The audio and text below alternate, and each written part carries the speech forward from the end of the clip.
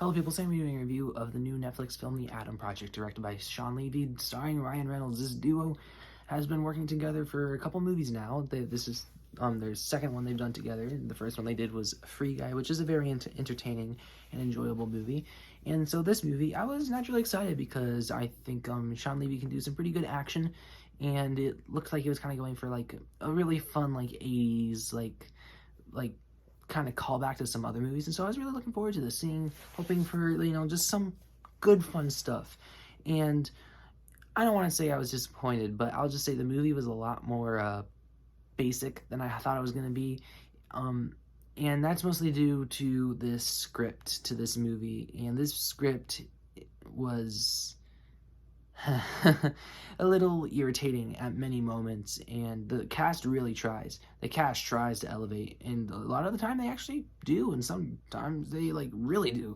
It's Ryan Reynolds in the movie, and a really good child actor. And what was his name? Walker Scobell. I'm supposed to say Scobell.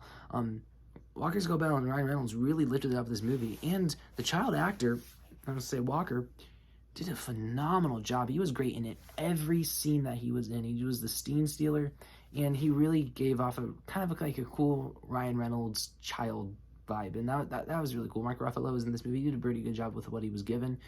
And yeah, the main problem with this movie is its villain and the script.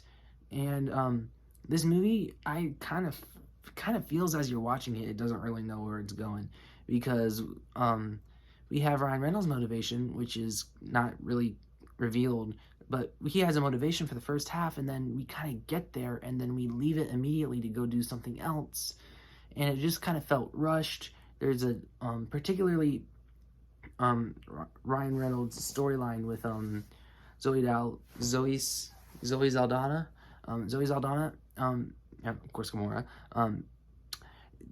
She's a big part of his story, but it didn't feel necessary for the movie, because the movie's focused around, Ryan Reynolds, the little boy, and their father. It's very focused on that. And so with the story that they try to do with Zoe Saldana and Ryan Reynolds, just kind of felt useless to me, because it tried to tug at like some emotional heartstrings. It didn't succeed. And when the emotional core is obviously with Mark Ruffalo's character, and so I didn't think that needed to be in there. This script really is a little bit of a mess, and I'm kind of sad to say that, but I shouldn't be surprised, because then I did some research. This script went through some stuff. It went through a lot of writers, and I remember when the credits pulled up, I saw 4 writers. I was like, oh my god, 4? And yeah, apparently this movie took a long time to develop, and they finally made it with this script that was a little bit of a mess, sadly.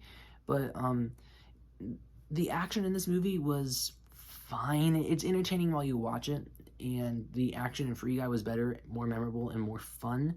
This movie definitely tried, and it was kind of sad about watching the action. I'm like, you're trying, but you're not doing anything memorable per se. In the third act, I was just kind of like, okay, we're getting a little basic here, and I'm kind of sad to say that, because I really wanted more out of this movie, and it was undeniably entertaining. It just did not live up to what I thought it could, because it's a very entertaining movie. Ryan Reynolds and the child actor Walker Scobell, I'm sorry, I'm terrible with names, you should know that by now if you watch my channel. They lifted it up quite a bit, and so did the mother character who played Jennifer Gardner. Jennifer Gardner, she was fantastic in the movie. There was one really good scene with her and Ryan Reynolds at a bar. I'm sure many people have been talking about that scene. That's a very good scene. The movie has some very good scenes and some concepts where I was like, that's really cool. But the execution felt lacking. The exposition in this movie felt dull and directionless, and so did the story. But it was entertaining, to say the least. Now I'm going to give The Adam Project a generous 6.2 out of 10, because entertaining, I can see, like, honestly, this is a movie you could put on for an 8-year-old and make them thinking that they're watching something they're not supposed to watch, and they'd have a lot of fun with it. That's like that. It's kind of that kind of movie. And but yet I know the previews also did show way too much of the movie, way too much. I wouldn't even have shown Mark Ruffalo in the previews, but they did. But because he doesn't show up till the latter half of the movie, and yeah, but like I said, overall it was fun and entertaining, but sadly a little basic and underdeveloped, sadly. So yeah.